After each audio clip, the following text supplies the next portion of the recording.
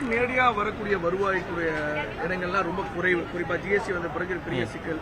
ஆனாலும் welfare state scheme இது இந்த நிலையில இந்த பட்ஜெட்டை எப்படி பார்க்க முடியும்?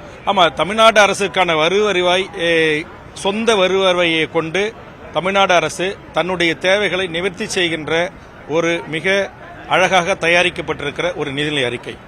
ஏற்கனவே மக்களுக்கு அறிவிக்கப்பட்ட திட்டங்களை தொடர்வதற்கான நிதி ஒதுக்கீடும், குறிப்பாக மகளிருக்கான கலைஞர் உரிமை தொகை 1000 ரூபாய், அதுபோன்று 6000 ரூபாய் திட்டம், அதுபோன்று இலவச பேருந்துகள் பயணம் செய்கிற மக்களுக்கான அதற்கான மானியம், மாணவர் செல்வங்கள் இலவச பேருந்துகளை தொடர்ந்து பயணம் செய்வதற்கான மானிய தொகை, அதுபோன்று 3000க்கும் மேற்பட்ட புதிய பேருந்துகள் வாங்குவதற்கான தொகை, சாலை கட்டமைப்பை மேம்படுத்துவதற்கான தொகை, கல்வி வரலாற்றில் இல்லாத வண்ணம் 44,000 கோடி ரூபாய் கல்விக்கு நிதி ஒதுக்கீடு, நகராட்சி நிர்வாகத்தை மிகச்சிறப்பாக நகராட்சி, பேரூராட்சி, மாநகராட்சி பகுதிகளிலே சாலை, குடிநீர் போன்ற திட்டங்களுக்காக கிட்டத்தட்ட 25,000 கோடி ரூபாய், ஊரக வளர்ச்சித்துறையை கிராமப்புற மக்களுடைய மேம்பாட்டிற்காக சாலை, குடிநீர், வீடுகள் கட்டுகின்ற கலைஞர் வீடு வசதி திட்டம் போன்ற திட்டங்களுக்கும், குடிசையில் வாழ்கின்ற 12 லட்சம் மக்களுக்கான புதிய வீடுகள் கட்டித் தருவதற்கான நிதி ஒதுக்கீடு உள்பட 24,000 கோடி ரூபாய் நிதி ஒதுக்கீடு என்பது இருக்கின்ற வரி வருவாயை கொண்டு ஒரு மாநிலம் இத்தனை மக்களுக்கான திட்டங்களையும் தங்கு தடையில்லாமல் தொடர்ச்சியாக அந்த திட்டங்கள் சென்றடைவதை